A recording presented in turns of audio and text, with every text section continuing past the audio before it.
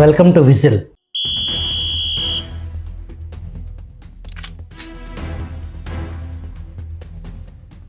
ప్రపంచ జియోపాలిటిక్స్లో కీలక మార్పులకు దారితీస్తున్న మరో అతిపెద్ద పరిణామానికి వేదికగా G20 దేశాల శిఖరాగ్ర సమావేశానికి జోహెన్స్బర్గ్ వేదిక అయింది. భారత్, కెనడా, ఆస్ట్రేలియా ఈ 3 దేశాలు కలిసి కొత్త technology, green energy, supply chain భాగస్వామ్యాన్ని ప్రకటించాయి. ఈ ఒప్పందం వెనుక ఉన్న రాజకీయ లెక్కలేంటి? చైనాకు ఈ 3 దేశాల కూటమి పెద్ద సవాల్గా నిలుస్తుందా? మన దేశానికి లాభం ఏంటి? డీప్ జియోపాలిటిక్స్ అనాలిసిస్ పరిశీలిద్దాం.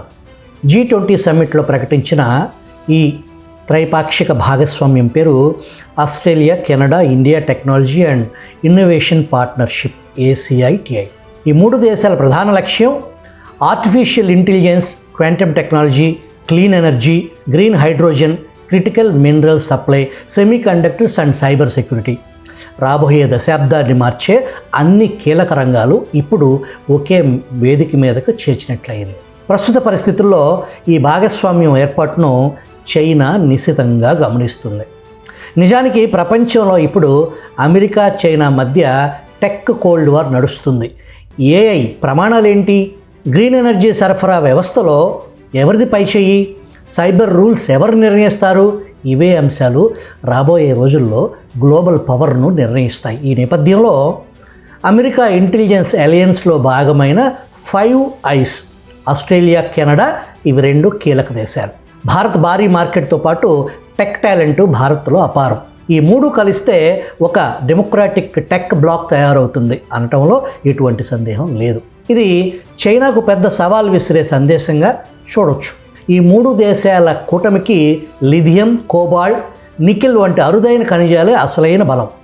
ఈవీలు, బ్యాటరీలు, సెమీకండక్టర్లు, గ్రీన్ హైడ్రోజన్ తయారీకి ఈ ఖనిజాలు తప్పనిసరి. తయారీ రంగంలో హబ్గా ఎదగాలనుకునే భారత్ లక్ష్యం ఆస్ట్రేలియా, కెనడా ప్రధాన ముడిసరుకు దేశాలు, అంటే చైనాతో సంబంధం లేకుండా trusted green energy value chain create చేసే దిశగా అడుగులు పడుతున్నాయి. ఈ గేమ్లో భారత్కు లభించే ప్రయోజనాలు ఏంటో చూద్దాం.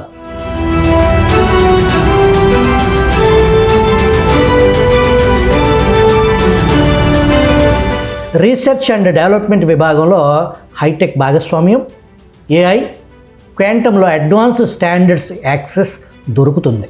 క్లీన్ ఎనర్జీ ప్రాజెక్ట్స్లో భారీగా పెట్టుబడులు వస్తాయి. EV బ్యాటరీలకు అవసరమైన మినరల్ సప్లై స్టెబిలైజేషన్కు వీలు పడుతుంది. గ్లోబల్ సౌత్లో టెక్ పార్ట్నర్గా భారత్ బ్రాండ్ ఇమేజ్ మెరుగవుతుంది. కానీ మరోవైపు భారత్ సంబంధాలు ఎక్కువగా వెస్ట్ అలయన్స్ వైపు భారత్ మొగ్గు చూపుతుందనే భావన చైనా, రష్యాలకు కలిగే అవకాశం ఉంది. ఇక ఆస్ట్రేలియా వైపు నుంచి చూస్తే భారత్ అతిపెద్ద మార్కెట్, కెనడా క్రిటికల్ మినరల్స్ భాగస్వామి.